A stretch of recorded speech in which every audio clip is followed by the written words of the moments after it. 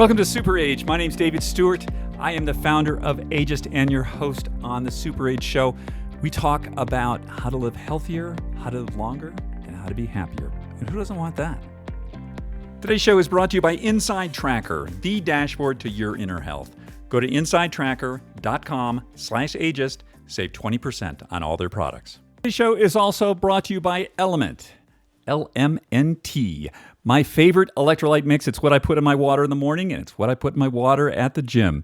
Go to drinkelement.com/ageist and receive a free 8-serving sample pack with any purchase.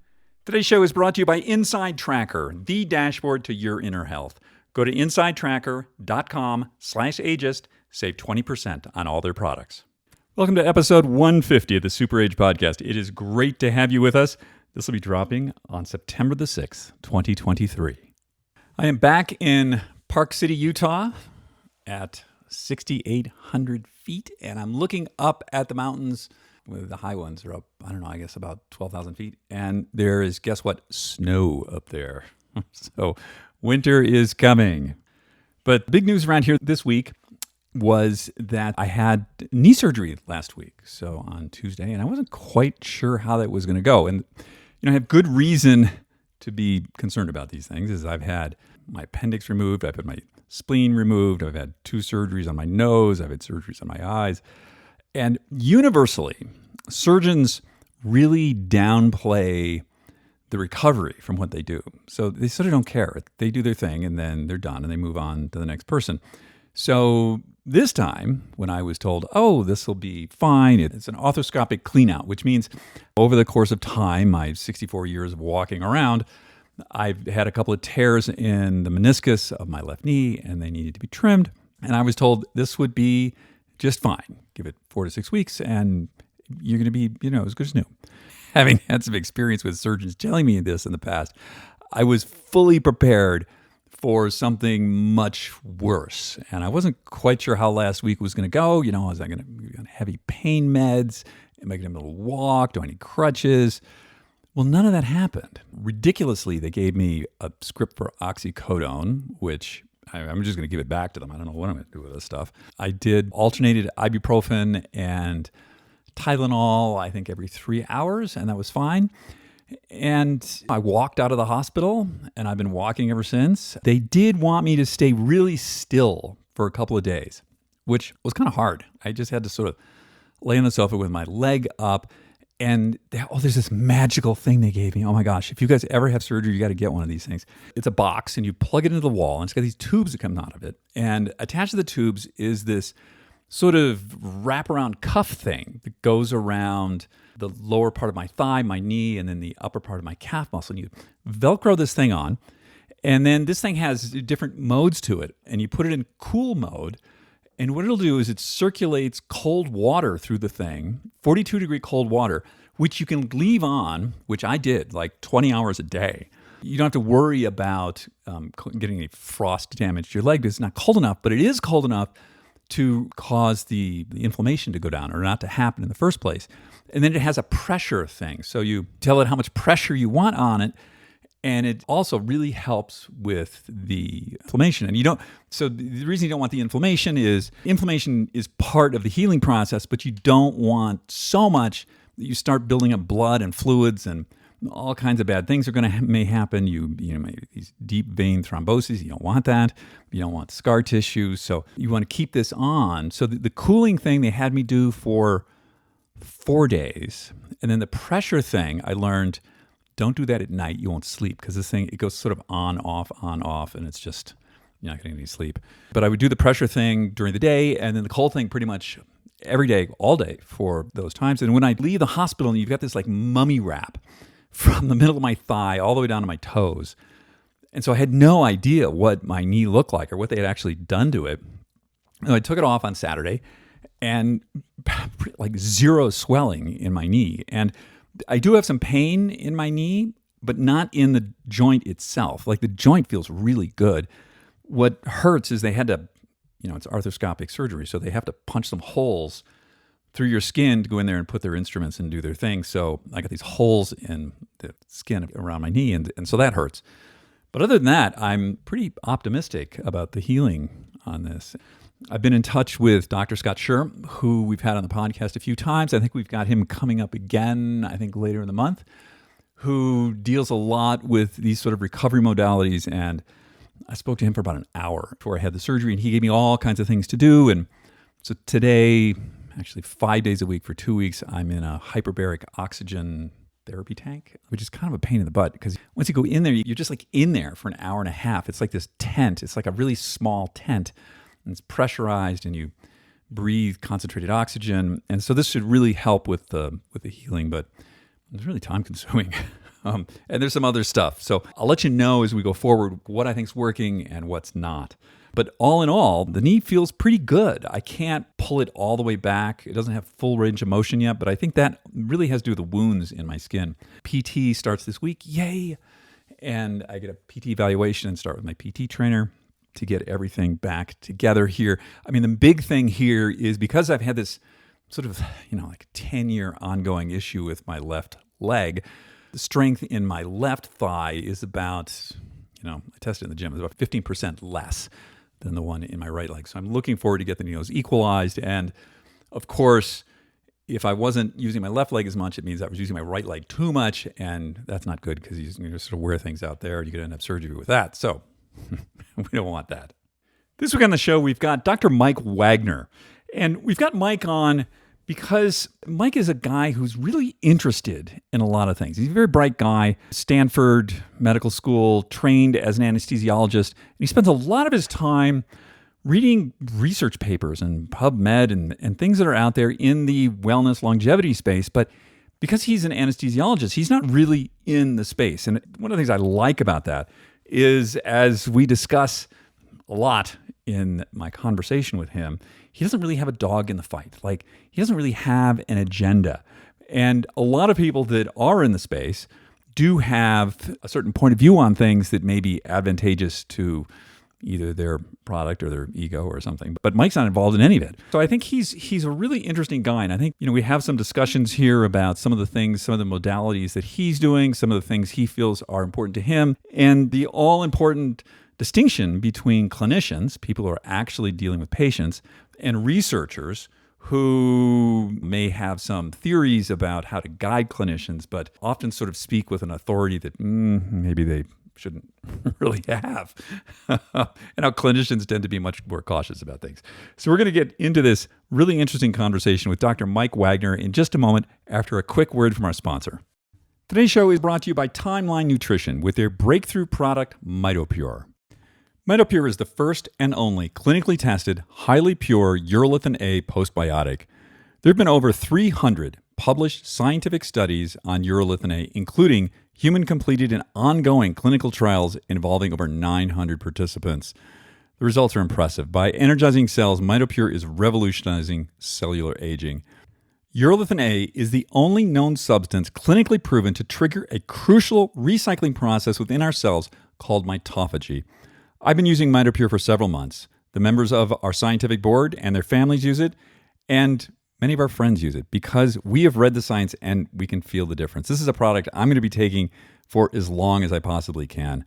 Receive 10% off your first purchase at timelinenutrition.com/ageist. Use the code ageist at checkout. Today's show is also brought to you by LMNT, spelled LMNT, my favorite electrolyte mix. One of the great findings that I learned last year was the importance of electrolytes in my water, especially sodium. Of course, if you have hypertension or you're pre-hypertensive, this is something you want to pay attention to. But for most of us, we're probably lacking electrolytes. And my favorite one is LMNT. And guess what? They just launched grapefruit. I'm actually drinking a LMNT grapefruit right now, and that's awesome. Go to drinkelement.com/ageist. Get a free 8-serving sample pack. That's drinklmnt.com/ageist. And get a free 8-serving sample pack with your next purchase. Just a quick reminder that after my conversation coming up with the very bright Dr. Mike Wagner, we're going to do Just Try This, that little fortune cookie tidbit that may help you live a little happier, maybe a little longer, and maybe a little healthier. So stay tuned after my conversation with Dr. Mike Wagner. Let's give Mike a call right now. Hey, Mike, how you doing today? Good, David. How are you? I'm great. Thank you. Thanks for taking the time to join me on the show today. Yeah, Uh, absolutely. Nice to finally meet you. I've heard a lot about you. I know you had Jen on a few this weeks is ago. this is slander, Mike. We have lawyers that deal with that stuff. You're a practicing anesthesiologist. Is Correct. that right? Yep. And for people who don't know, what do you do? What does an anesthesiologist do? So, I mean, classically, I think most people associate an anesthesiologist as the man or woman who puts you to sleep for surgery. The field has actually grown into a lot of other things. I had two areas of subspecialty: cardiac anesthesia, which I stopped doing about 6 years ago, and acute pain medicine. So helping to manage pain around the time of surgery. So before surgery, during, and after. So we do things like nerve blocks, and it's kind of a area of subspecialization with anesthesia. So those are kind of my two sub areas. Like I said, I don't practice cardiac anesthesia anymore. But classically, yeah, I think most people associate with anesthesiologist or nurse anesthetist, the person who kind of puts you to sleep. We monitor you while you're asleep. So your heart rate, blood pressure, your ventilation, oxygenation, these kind of things, and then make adjustments as necessary. And it depends on the surgery. We have very straightforward surgeries, like you were telling me you're having a knee scope. That's pretty straightforward. And you have bigger surgeries where there could be lots of blood loss and fluid shifts and those kind of things. So yeah, it's basically what we do. And it's, like I said, it's a growing field and a lot of areas of subspecialization as well. When I've had MDs on this show, I'm going to say 90% of them were anesthesiologists. I Oh, don't know really? why that is. Yeah. Yeah, yeah. Once in a while, I'll have an orthopedist or a cardiac person, but there's something about the field of anesthesia that seems to bring in people who are very curious about other things. Yeah, I think classically the people who go into it have an interest in physiology and pharmacology. That's kind of the typical statement of people applying to the field. And it's interesting. I just got a newsletter the other day. The field itself is becoming a lot more competitive for people when you're trying to match for your residency, which is where you train. It's actually becoming increasingly competitive. So more and more people are going into the field. That's interesting. I heard that the field really took a hit from COVID. Temporarily, I think, depending on what kind of practice you were in, certainly people in private practice, it's more eat what you kill kind of mentality. When elective surgery especially just stopped happening, but it wasn't for a very long period of time. So I think most people recovered pretty quickly. I'm thinking the people who were like working the ventilators. Oh, yeah. You mean like as far as taking care of the COVID patients? Yeah, yeah. Some people did get detailed to ICU because we're basically, that's our wheelhouse as an anesthesiologist. You're kind of a one-person ICU is Yeah. what you're dealing with. So managing people on ventilators, on medications to keep your blood pressure up, what we call vasoactive medications, that's kind of something we're very comfortable with. So yeah, there were people who were detailed to the ICU to help care for the patients for sure. Oh, well, wait. There's one thing I want to ask you, still in the realm of anesthesia. So I'm getting my knee done. So that's general anesthesia. So I get knocked out. Sure. And if I were to request a drug to knock me out, Mhm. what do I want? Well, most people get a standard cocktail. You don't actually have to have general anesthesia. Some people, you could do spinal anesthesia. Most people don't do that at an outpatient center, though. But the classic, most people get Versed, so known as midazolam. So it's like a Valium, but IV. That kind of just takes the edge off, and most people don't remember anything. And then the classic kind of induction routine with medication is then fentanyl. So most people use fentanyl all the time. That kind of just helps get you a little deeper, and then propofol, and then you're kind of off to sleep. You'll probably get what's called an LMA, so they probably won't even end up putting a breathing tube in you, and you just kind of breathe on your own. But propofol is a great drug. I mean, people love that. You feel great when you wake up from propofol. So I think the drugs you'll get for that are all pretty good. I don't think you'd have to worry too much. I mean, I think propofol, that was the Michael Jackson drug, right? Yeah. And it's funny, we use it, everybody, and pretty much every single case gets propofol. So it's a great drug. It's fast on, fast off, and people feel good on it. It's generally kind of a euphoric feeling drug when people get it. Ooh, I like euphoria. Yeah, no. And it's interesting because now I think we're a lot more involved in out of OR procedures. So like people having colonoscopies and things like that. Yeah. the field has really expanded because more people want anesthesia involvement in that. And so we generally are the only people that are allowed to give propofol in a lot of hospitals. And so it's a much more pleasant experience than just having sedation. Okay. Well, yeah. So yeah, I think you'll be fine. I mean, if you want to remember what fentanyl feels like, you could ask not to get Versed, but I think you'll be in good hands. Okay, good. I've only been under, I don't know, maybe 4 or 5 times. And whenever they're about to like put me under, I always ask them, what am I getting? They tell me. And of course, by the time I wake up, I don't remember any of it. Right. Yeah. Most people don't. Like I said, if you get the Versed beforehand, you probably won't even remember going. You think you will, but you won't remember even going back to the operating room. Right. Wow. Yeah.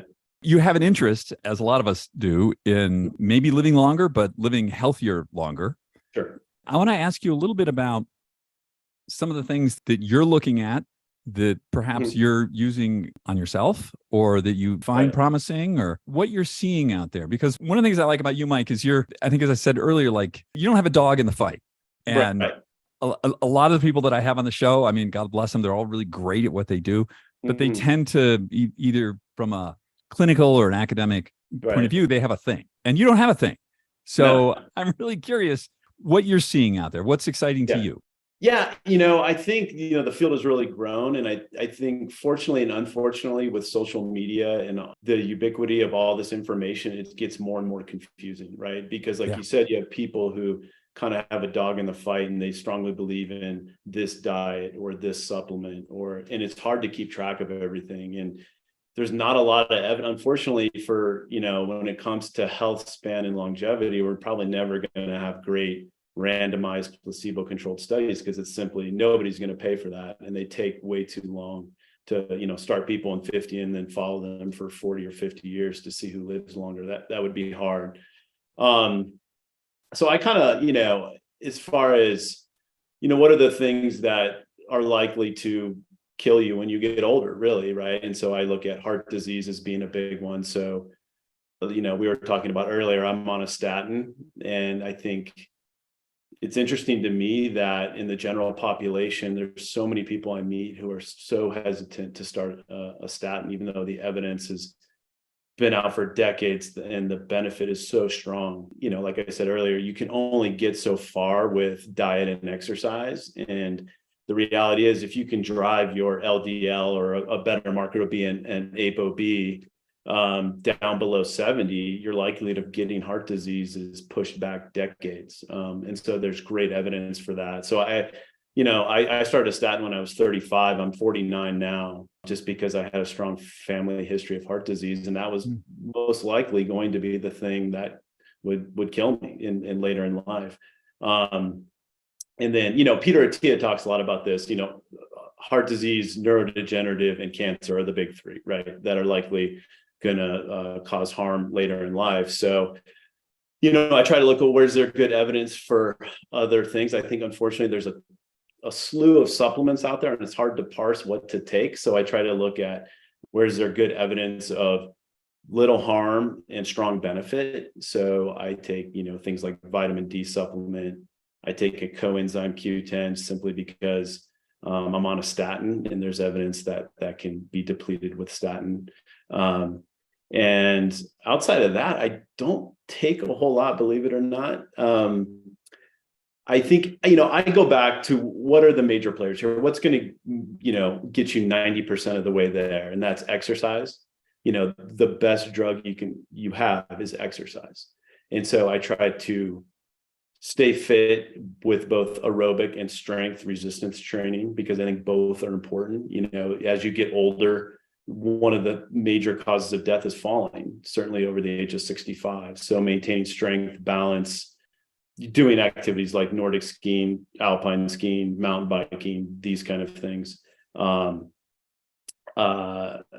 think diet, once again, diet is probably the biggest area of confusion amongst people, simply because there is, you have people who swear, they watch Game Changers and they say, you have to be vegan, right? And that's not strong evidence for being vegan. That's not even really evidence. There's people who are paleo, gluten-free, all the no dairy, all this kind of stuff. So, I look at it and say, I'm not on a special diet. I try to stay away from processed foods that are, high sugar content, these kind of things. I don't eliminate anything. I think that's just too hard. You got to live your life. And so, exercise, diet, sleep, good quality sleep. There's a lot of like Matt Walker out there and people like that who talk about how you can create a good environment for sleep. And then, like I said, I take a few supplements, and that's really it. So I try to take a practical approach and still want to enjoy my life. I still like to go drink beer and play golf. And so, I'm still going to do that a couple times a month. And even though I know it's probably not the best for my health, it's sometimes needed. I want to back up to the statin thing. Yeah. Because this is something I find really puzzling that, we mentioned Ozempic earlier.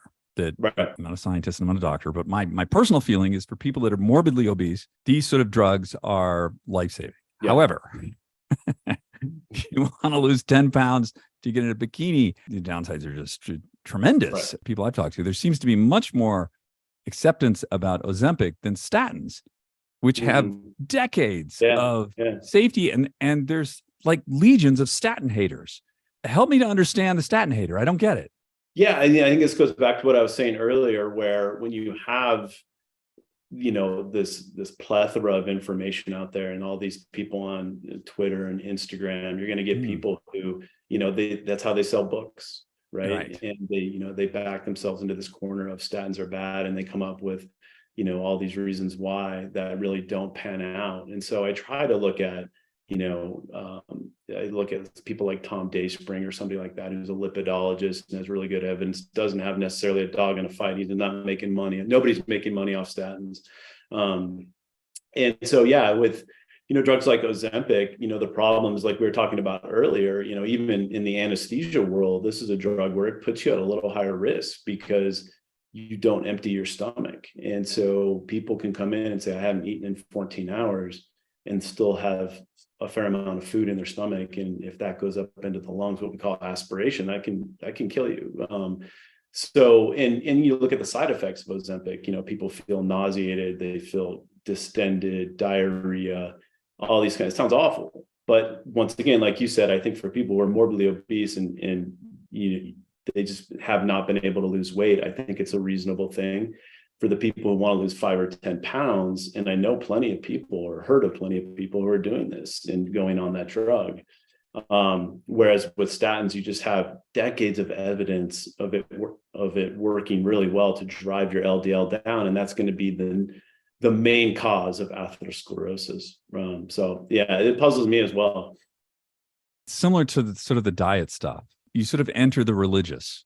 Where one needs to suspend belief in facts and just like, okay, whatever you think. Right. Yeah. And if you look at it, I mean, you can look at meta-analysis of, hundreds of different randomized placebo-controlled, really well done studies.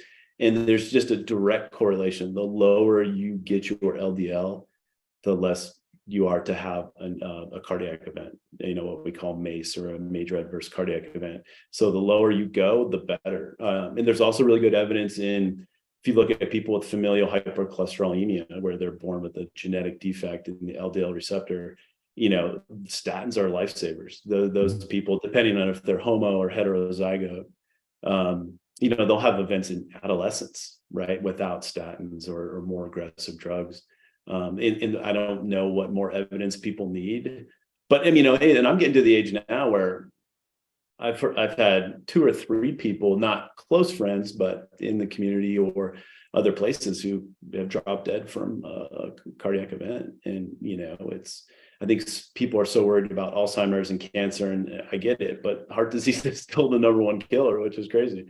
Those are the big. Well, there are 4. There's cardiac, there's cancer, there's brain, neurological stuff, and then there's also accidents. I think accidents is like number 4. I don't know about you, Mike. I feel the most dangerous thing I do in any given day is I get in my car. Like, it's not ski racing, it's not it's other stuff. Like, I'm not going to die doing that. I might break a leg, but a car, yeah. Well, yeah, I work down in Salt Lake, so it's like I'm doing that commute quite a bit. Yeah. But yeah, and it enters my mind. I mean, as my kids get a little bit, they're not quite driving age yet, but I think about driving down the 80 with those semis. And I Yeah. also think about, having taken care of people who are long haul truckers and knowing what their baseline health is. It's a little scary to think about making that drive. And to me, that's probably the number one risk in my life is making that drive up and down the Right. canyon. Yeah. Yeah. I know people, they ask me like, oh, what kind of car should I get? I don't care what color your car is. I don't care how fast your car is, any of that. I care about one thing. Somebody goes across a lane with an SUV and hits you head on. What happens? This is the only thing I care about. Yeah. No, right? for sure. Yeah. Yeah. Let's talk about some of the other things. So rapamycin. Mm-hmm. Talk to me about what's the upside to Rapa? Yeah, so it's something I actually started taking, and I felt weird about it, right? Because I felt like I was going down the rabbit hole of like, what am I doing here? But the more I read, and I'm not, as you can tell, I don't take a ton of supplements. I think that's a field where, once again, you have to find what works for you. I tend to be somebody where I take something and I don't feel a difference, and you read about people taking this, maybe some of it's placebo effect, I don't know, where they take a certain supplement and it's like, oh, I slept so better, I have so much more energy, or I think more clearly. None of that's really worked for me. So rapamycin, I looked at, if you ever, I don't know if people have delved into the ITP or the interventions testing program studies where they will test molecules on a mouse model, and they do it at 3 different labs simultaneously. And that was one, when you look at it, and most of the molecules they've tested don't work. Things like metformin, stuff like that. And it's a mouse model, so it's not human, but generally it's a good place to start. And rapamycin just shows a huge benefit in both male and female mice. If you look at it, it's shown a benefit it's done in a few human trials. So it was done in Australia and New Zealand, and people who were getting the influenza vaccine, they had a much more robust response to the vaccine, less likely to get influenza. So it was very immunomodulating in a good way. And more importantly, what they've shown is just no side effects. So I think it got this reputation, certainly, when I was training, as it's a drug given to people who have kidney transplants as an immunosuppressant. But that's in a dose that's dosed daily. So you take it every day and it has immunosuppressant. But when you're given once weekly or once every 10 days at a little higher dose, it actually has the opposite effect. It actually is an immunomodulator and enhances your immune system. And it's shown, like, once again, across 4 different animal species to prolong life, so increase lifespan and health span as well. So once again, it was one of those things where I could never find any evidence of it causing harm, which was the most important thing. And every study I've looked at, it's shown a benefit, and a really strong benefit compared to everything else that's out there. The hard part with it, so I've been on it for about a year, is you don't feel any different, right? The one thing, actually, I've been on it longer than that. I started it in 21. December of 2021. And it was interesting with COVID, everybody in my family got COVID. And this, who knows, right? This is just anecdotal, but I never got it. I never got sick. And I've been on it for about, I guess, 2 years. I've never gotten sick. And so it's an interesting side note because everybody in my family, they're all healthy, but I didn't get it. So who knows, right? So with something like that, how do you determine dosage and frequency? Yeah, it's kind of all over the map.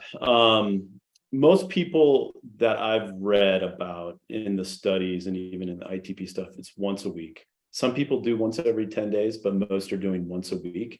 And the idea is you get this kind of 2 to 3 days of the mTOR1 inhibition, but then you allow some time for that to recover. And you're not doing a high enough dose to inhibit mTOR2. And so I do 6 milligrams. And that seems to be about, once again, I've read a lot of different studies. People are anywhere from 5 to 8 to 10, somewhere around there. And so I kind of settled somewhere in the middle. And I haven't had, some people say you can get aphthous ulcers and things like that, but I have not gotten any of those. And so, the hard part about all this, as you well know, is there's no biomarker, right? So it's hard to know what to follow. And the problem I have with this is I've had no side effects. I've tolerated it just fine. Well, I shouldn't say that. The one side effect, like we were talking about earlier, is my LDL went up, which is known to happen. So I've kind of adjusted my dose and my statin to see where that will go. But that is one thing I have noticed is my LDL went up, and that's been known to happen with rapamycin. Is how long do I continue this for? That's the question in the back of my mind. I don't know. I haven't. But for now, I'll keep going, but I don't know how to address that later on.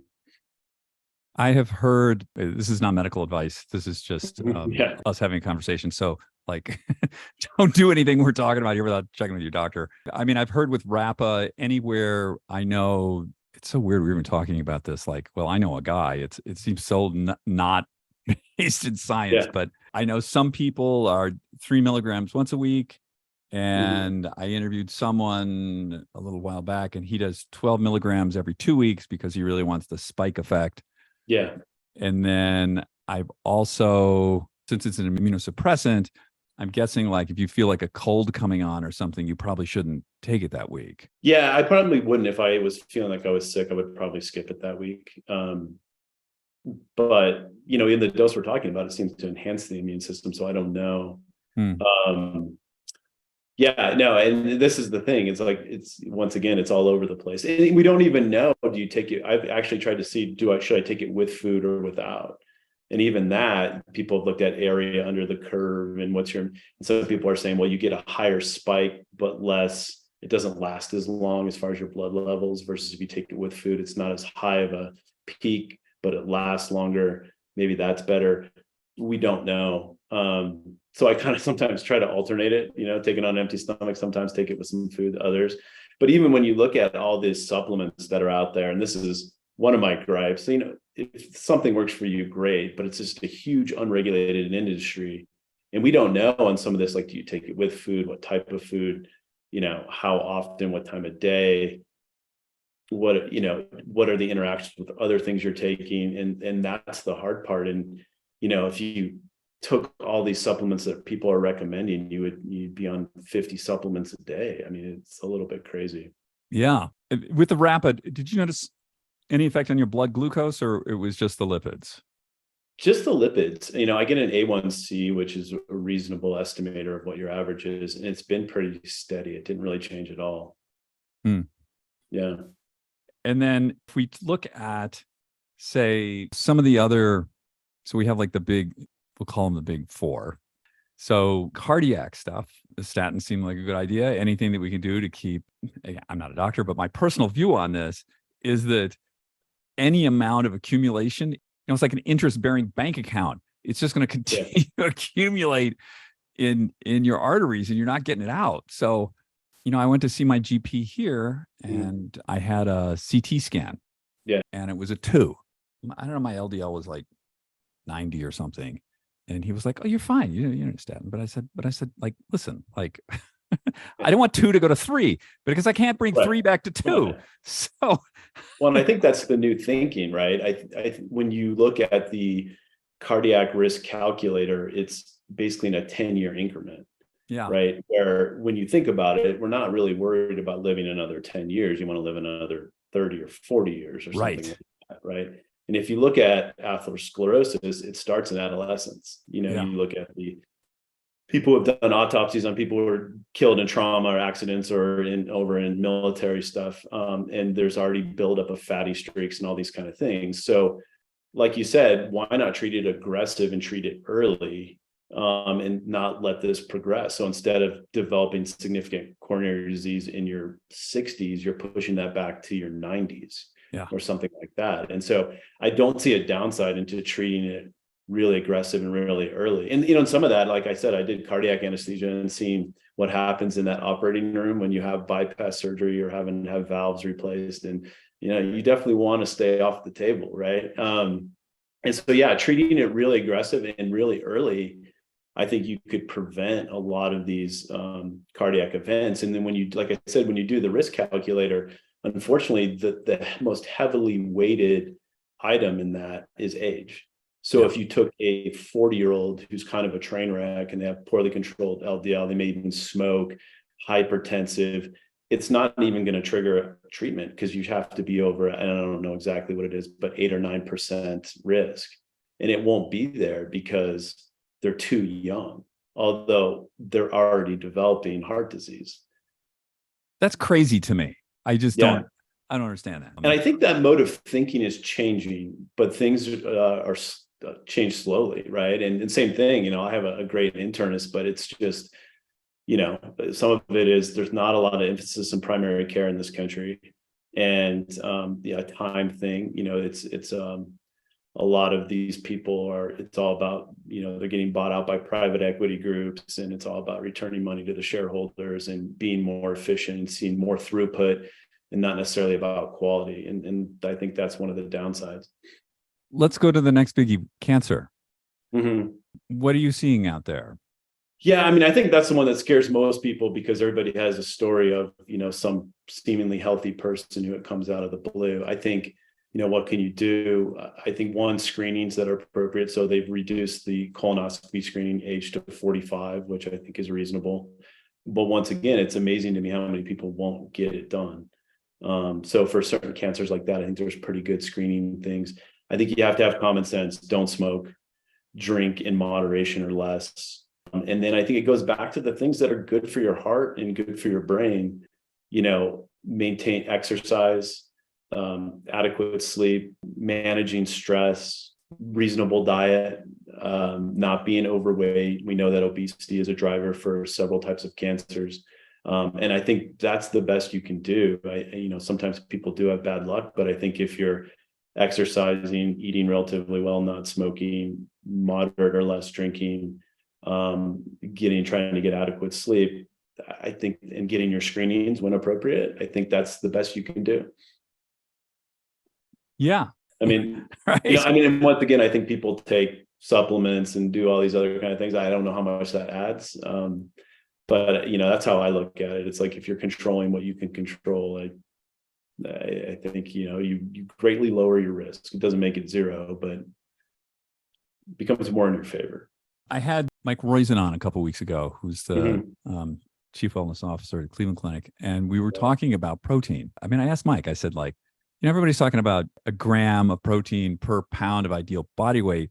Yeah. So I weigh 168 pounds. That is just so oh my God. So hard. Yeah. It's so hard to eat that much protein. And what is that doing to me? And Mike's a pretty level-headed guy. And he said, well, yeah, but you kind of need to do that. But I said, what's the downside of that? And he says, well, all that protein, other things grow with protein too, as in cancer. So what he does is he goes 5 days a month on Walter Longo's program of, it's like 750 calories. This is basically tomato soup he eats for 5 days to cause autophagy, clean out all the misfolded proteins, and hopefully that sort of balances things out. I don't really like either one of those schemes of that much protein or starving myself for 5 days. Yeah, it's hard. Yeah. I mean, the protein thing has been kind of the new trend as well, saying you need these massive amounts, what to me are massive amounts, because I'm the same way. 180 pounds, 180 grams of protein a day is really, really hard. I mean, you have to supplement, right? And I'll be honest, I've tried to get that amount in, and I don't feel great. I feel like I'm bloated. And I lift weights and things like that, and I didn't like that feeling. The intermittent fasting, whether that, it's kind of the mTOR thing. Once again, are you kind of doing some house cleaning, inhibiting mTOR1 and that cellular growth? I kind of feel, for me, maybe I'm cheating it with rapamycin, right? Because that's kind of doing the same thing without having to go through the agony of fasting. So I don't know. Yeah, I enjoy food too much to go even a week with eating just tomato soup. And once again, it's a reasonable theory, but we don't have great evidence that's necessarily true. And so, like I said, I think maybe the rapamycin helps me there. Maybe it doesn't. I'm not sure. I think I read an analysis once on caloric restriction, and the sort of more primitive the species, the better it works. Yeast, worms, okay. And as soon as you move mice, well, yeah, okay. Dogs, less well. And it's you sort of the higher the evolved organism, the less well it works. Yeah, well, it's interesting. If you look at this big study that came out, I don't know if you've ever talked about this on the show, the Wisconsin study, which looked at rhesus monkeys, which is interesting because they share about like 93% of our DNA, where a mouse is like 40 or something like that.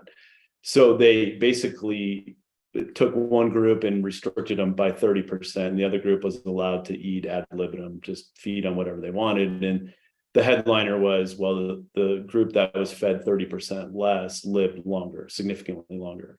What was interesting, there was a parallel study done at the NIA, National Institute of Aging, where they took the same study, and they found no difference. The difference, and this is kind of the take-home point for me with diet, was the ones in the Wisconsin study, that the ones that were calorically restricted lived longer, were fed a horrible diet. It was the McDonald's of diets, right? That were fed. It was high fructose. It was nothing close to what they would eat in the wild, right? So it makes sense. You eat less of really bad food, you're probably going to live longer. In the NIA study, they were fed a healthy diet, a more wild type diet. And what they found is that further restricting calories when you're eating a good diet didn't make any difference in aging. So I thought that was pretty fascinating. And that's been my kind of take home with caloric. If you're eating a good diet and not eating a bunch of junk, is restricting the calories and being kind of miserable, is it worth it? I don't know. For me, no, but maybe for some people, they can tolerate it. It's a real personal choice. We had Brian Johnson on here, and like Brian's. I've heard about that guy. Yeah. I love Brian, but I mean, he's an N of one. Yeah.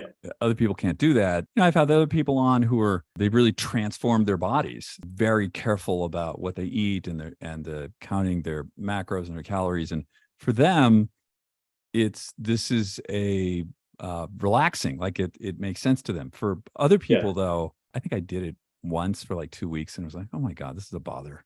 Like, yeah.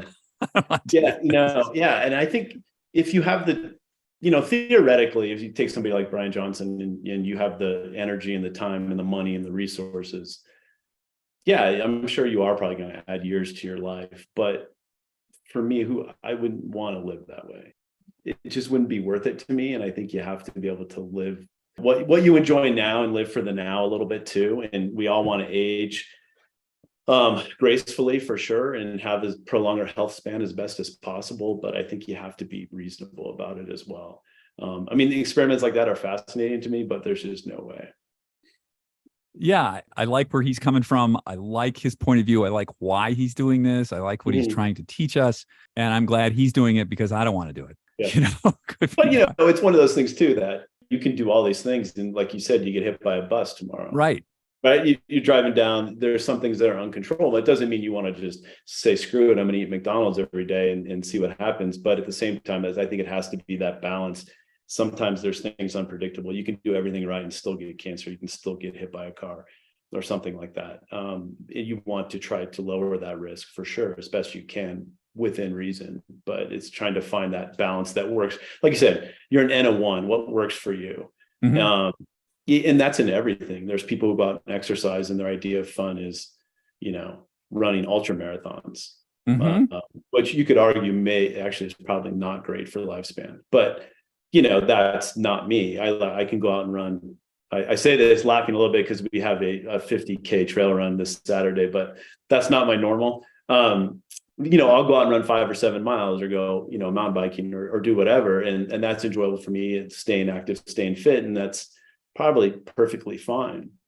For other people, it might be a brisk walk or whatever, but I think you have to do what works for you. Yeah, I think that's right. My feeling on this, Mike, is you sort of need to meet people where they're at, understanding that, I'm pretty regimented in my fitness exercise thing. I like metrics. I do like an hour, 2 hours a day. I have this sort of thing that I do, but I really love it. Like I just get tremendous enjoyment out of maximizing what my body can do. But that's me. And I think for a lot of other people, it's like, okay, maybe just try and walk a little further today. Yeah. I think you have to see what fits in your schedule. I know I get up most mornings I'm working, it's really early. So you read these people like Andrew Huberman who have really taken off, who has a lot of protocols, and people love that, right? They really love being in these protocols, tell me exactly what to do, when to do it, much. That's, for me, doesn't work very well. But, getting up and like getting early morning sunlight, I leave for work at 6 a.m. So starting basically in a couple of weeks, that's not possible, right? And then I'm inside where it's fluorescent and sunny every day, right?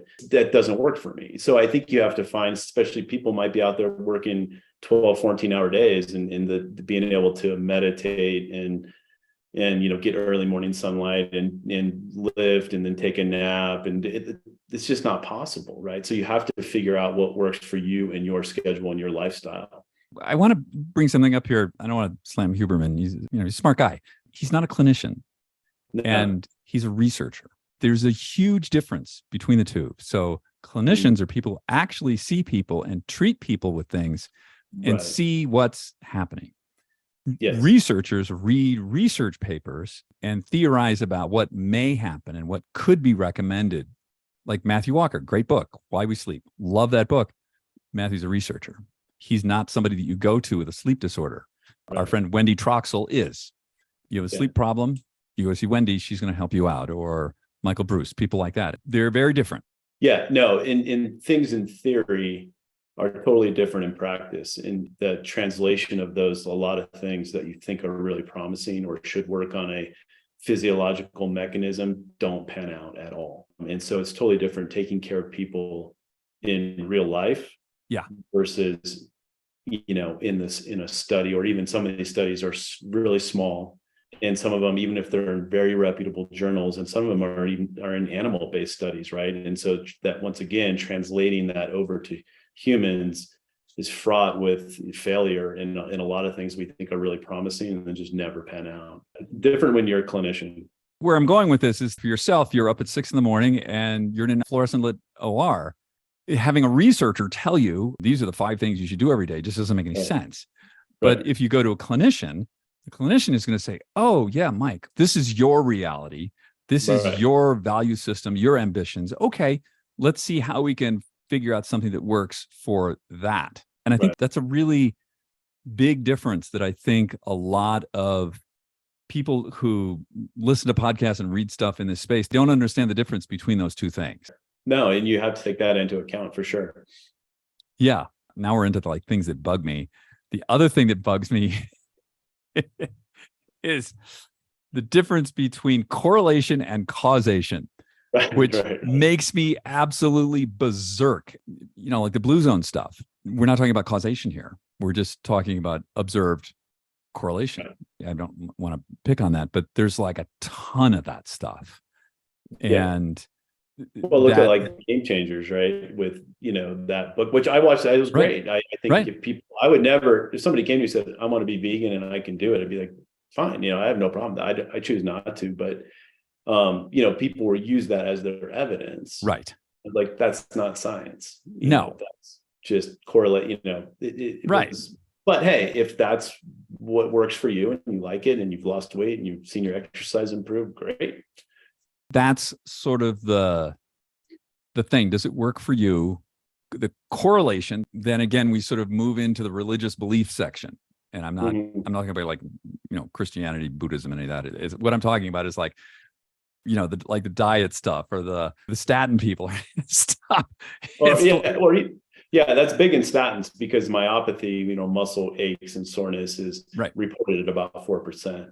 And it's much lower than that probably. But it's one of those things, right? You take a statin, you kind of worked out hard the next day, you slept on your neck wrong, whatever. We all wake up and have aches and pains. Yeah. But yet you started a statin, it's got to be the statin, right? That's where being a clinician gets really tricky because they have to parse out, you did this and this and this, but what was the causation of whatever you're here for? I don't know, whatever you did, like you ate asparagus tonight and you're in here and your gut hurts. Is that really it? Figuring that stuff out, I think, is really something where I give a lot of credit to people who actually parse this out, like one-to-one. And you look at a lot more of this than I do, but if you look at data curves, it's often a bell curve or it's a distribution of data in some way. And if there's enough data indicating something, okay, we're going to recommend this. But there's probably a huge amount of data that's like outside of that. It just comes down to a probability thing. And does the person that you're recommending this to fall within that probability? Are there other circumstances here that would affect that? And how do we parse that? I think human Right. biology is so complicated, Mike. It is. Crazy. Right. It's unbelievably complicated. And there's a Yeah. tremendous amount of noise. Right. Yeah. That's the hard part in studying. Everybody's different. And, maybe someday in the future we get there where, you're able to go in and they can look at your DNA and say, this is your diet, this is your exercise, this is how much sleep you need. And maybe someday we'll get there. We're not there yet.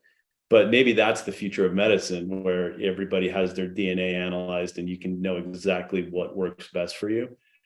But, right now there's a lot of noise. I mean, you can see that in, this is such a controversial subject, but when you look at COVID and vaccines, I mean, talk about correlation and causation. I mean, people get vaccines, they have a heart attack, right? You still see that go on, right? Somebody, the NFL player got hit in the chest and, had commotio cordis and went into cardiac arrest, which is a known mechanism from trauma. And, there's people out there saying it's the vaccine. It's a hard thing, but yeah, there's a ton of noise in biology. My training was as a mechanical engineer. So the physical sciences, if you take a ball and you hold it out at arm length, I can tell you precisely, without any doubt, how long it's going to take to hit the floor. Right. No one's going to debate that. That hasn't changed for hundreds of years. But like when you get into biology, especially human biology, it's just changing. Even in the field of anesthesia, I see it every day, right? So people come in, and once again, it's the theoretical to the practical. What is the practice of anesthesia like in real life? And it's different than what you learn in the textbook. I was very integral in teaching residents for the first 9-10 years of my career. And, I'd say that there's the board answer, the theoretical answer, and the real world answer, and they're very different. So, you can take somebody to come in and say, how much pain medicine does this person need if they're having a knee replacement? And, they get the same nerve block, they get the same anesthetic, they get the same surgeon, same type of surgery. And some people have no pain. Some people, it's 10 out of 10. They're taking opiates and painkillers around the clock for weeks. And, you can throw away the people who are chronic pain, let's say, who, are going to have more of a pain requirement or have a history of drug abuse, or people that, would probably have higher amounts. But you take people who, no history of abuse, not on opiates, same surgery, same surgeon, same anesthesia. It's all over the map. And there's no predicting it. So it's just amazing to me. Every time I see that, I'm like, it's hard to predict. Yeah, exactly. The other things we talked about were accidents and cars. Of course, everyone out there, cars are very, very dangerous. 60,000 people a year die in them. Well, that's funny because I don't road bike. I mountain bike, but I don't road, and that's a little bit dangerous. But I don't road bike because I'm too afraid to get hit by a car. I feel like I can control the narrative a little bit on a mountain bike. Let me just tell you about that sport, which I don't do anymore because I was just bleeding too. Every time I would do it, I would come home bleeding. I don't need to do this. A good friend of mine crashed his mountain bike, 4 broken ribs, broken collarbone. What they were telling us at the hospital here in Park City is that they have more mountain bike injuries in the summer than they do ski injuries. But the amount of people mountain biking is, it's like 10% of the amount of people that ski. Sure. We were at dinner and the guy's wife was like, you realize you've had 2 major accidents in the last 2 years and you've gone out maybe 30 times. So that's what, an 8% chance of you ending up in a hospital. Why are you doing this? Well, it's funny because I don't do as much. I do probably the least amount of that. I do a little bit, but I ski a lot more than I mountain bike. And I tell my wife that all the time. I'm like, I feel when I ski, I'm in control. I can handle about anything. When I'm coming down on the mountain, I like the mountain biking for the climbing, for the fitness, but coming down, I feel like I don't know what's going to happen. Right. So I don't do it as much, but it definitely seems to be the riskiest thing I do. Like I ski race, I ski fast. But like if I fall down, I'm falling on a surface that's soft-ish versus a rock. Yeah, and it's somewhat uniform, right? It's exactly. Yeah. Back to the accident thing. Falling is like no good. So we know that what we want to prevent falling is a few things. So we want to have good fast twitch muscles so that if we think we're about to fall, we can project a leg or whatever, hand out there to stop it. And then most importantly, balance and proprioception so that we know where we are in space. 6 months ago, my PT had me stand on one leg and close my eyes. I think that was like 3 seconds. I can now do 20. Are you doing things? I think this is particularly something like after 60. Like I didn't notice this when I was in my 50s, but are you doing anything about that? I don't do anything planned. I kind of feel it's probably a good idea for sure. I don't have any sort of, balance type exercises I do. I kind of feel that, and it's probably maybe not true. I don't know if there's any evidence, but by skiing and biking and doing all these other kind of things, there's not. I can. There's tell a you lot much. of balance and there's a lot of balance and coordination in that, right? You kind of take it for granted, living here where a lot of people can ski really well, but to be able to go down the mountain and maintain that balance and do those things, I think probably is a good thing going forward that a lot of people can't do or don't do. Right. You think about just running in a straight line, you're probably not getting that. But being on a bike or skiing, or even if it's Nordic skate skiing or something like that, there's a lot of balance and coordination in that. True. And so by doing that, I feel like maybe I'm checking that box. What I've noticed is that as I get older, most of my sense of where I am in space and how I'm moving is visual versus all the other senses I have in my body. And I was with somebody who was a extremely fit athlete, and she's about 70. She's sort of well known, and we were talking about balancing. She can balance on one leg with her eyes open like for an eternity, like closes eyes, boom, can't do it. And how this sort of thing, it's one of those things that we can I know because I've gone from like 3 seconds to 20 seconds. It's humiliating to train. I like picking up heavy things. It's really fun, but balance, there's something fun about balance training. But it's so much faster because the brain knows, like, once you like put in like sort of a new circuit there, the brain's like, oh, that's great, that works, we'll hold on to that, versus muscle building, which takes just months.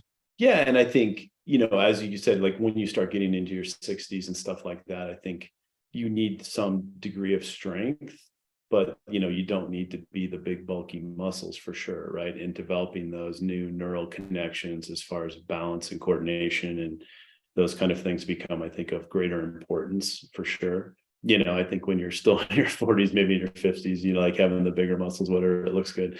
But I think, I think that importance shifts as you get older, and even things like, I know I'm not going to be able to do the things I do now or as well as high of a level when I'm 70. But, once again, still staying active is so important, right? Just whether it's brisk walking or hiking or whatever it is that you like to do. And I think that's the important thing, is what gives you enjoyment. If you're going out and doing something that you absolutely hate, you're just not going to stick with it.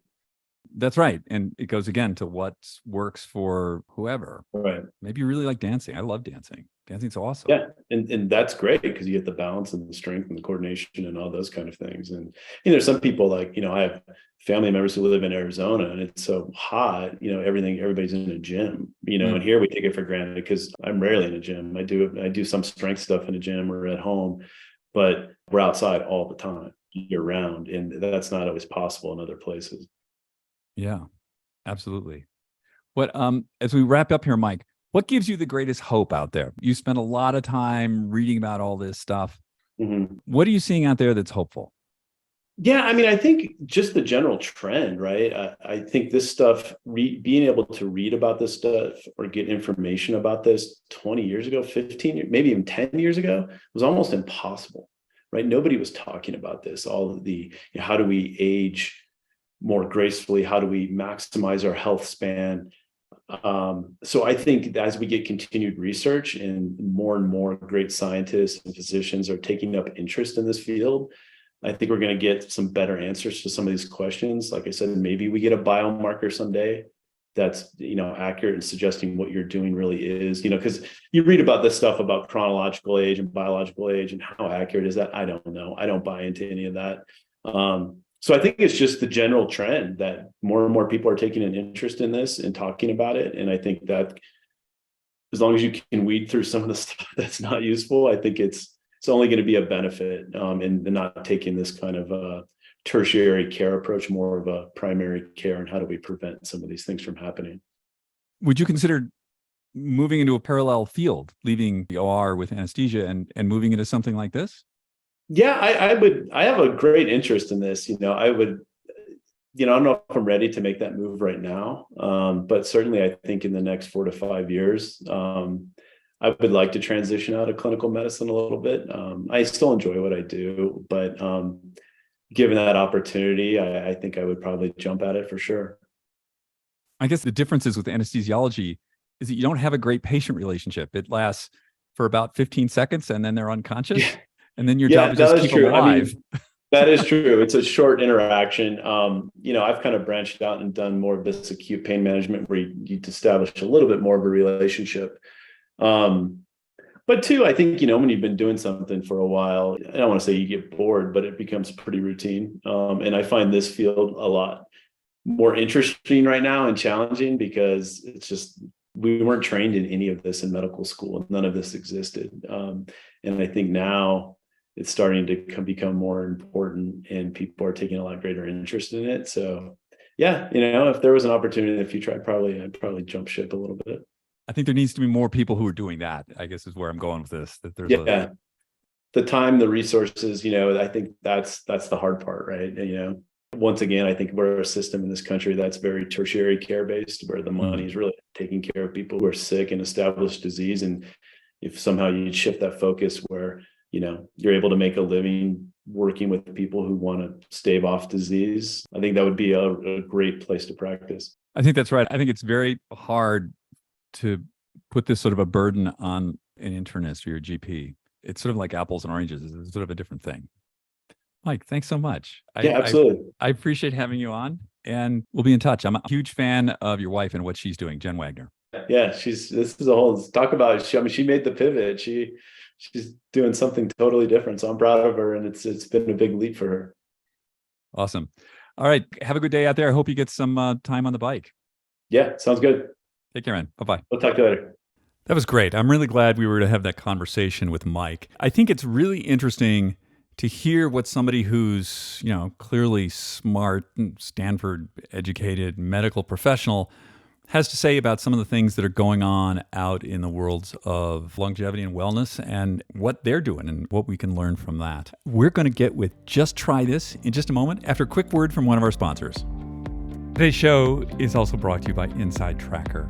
Inside Tracker is the dashboard to your inner health. We talk about this a lot, about metrics, what matters, biomarkers. The thing is, you can't take actions on things that you don't know about, and what you don't know about can hurt you. I use Inside Tracker. I take their ultimate test 4 times a year. I look at their biomarkers. I see what's moving from quarter to quarter, so I can see if I've made changes in my program and my diet. Is there something that I need to adjust? And their food first, supplement second recommendations are great. I always share the results with my doctor, and if there's something we need to go over, we do that. Get a dashboard to your inner health. Go to insidetracker.com/ageist. Save 20% on all their products. This week on Just Try This, what's top of mind for me is fiber. And I've been traveling a lot recently, and one of the things about traveling is it's hard to get enough fiber. It's airport food, not so much. So why do we need fiber? So fiber, it's not just about pooping. Pooping is important, and pooping regularly and, have a good poop, that's all great. But fiber is also, it's super important for your gut buddies to keep your gut microbiome happy. And getting enough of this stuff can actually be a bit of a project, something that we need to pay attention to. Fibrous foods, things like legumes, chickpeas, lentils, beans, celery, most green vegetables, things like this have a lot of fiber in them. And that keeps your gut really happy. And a happy gut leads to happy brain. Or I can say, if you have an unhappy gut, you're going to have an unhappy brain. So this week, let's just focus on eating a little more fiber and figuring out, what foods you like that you can get enough fiber every week. It's super easy. Okay, just try this. So guys, thank you so much for joining us on the show today. It is great to have you. I love this village that we've built. I love the way you guys stay in touch with us. And I'm so appreciative of your time and attention every week. There's a lot of other things you could be doing right now, and you're listening to this, and that makes me really happy. If there's somebody else out there who you think could use this podcast, give them a shout and maybe ask them to subscribe. As always, and I know it can be somewhat difficult to do, but you guys can do it. And that is, you can leave us a comment. You can leave us a review, up to a 5-star review, I hope. And I know, depending on where you're listening to this podcast, if you're listening on iTunes or Google or Stitcher, you might have to poke around for a couple minutes to figure out where to do that and how to do that. But hey, we can do it. We're clever people. And we would really appreciate that. So that'd be great. Hey, next week we're going to be talking about skin and the latest in technology around skincare, skin rejuvenation. We have our favorite dermatologist, Dr. Kelly, coming on. So until then, everyone have a wonderful week, and we'll see you then. Take care now.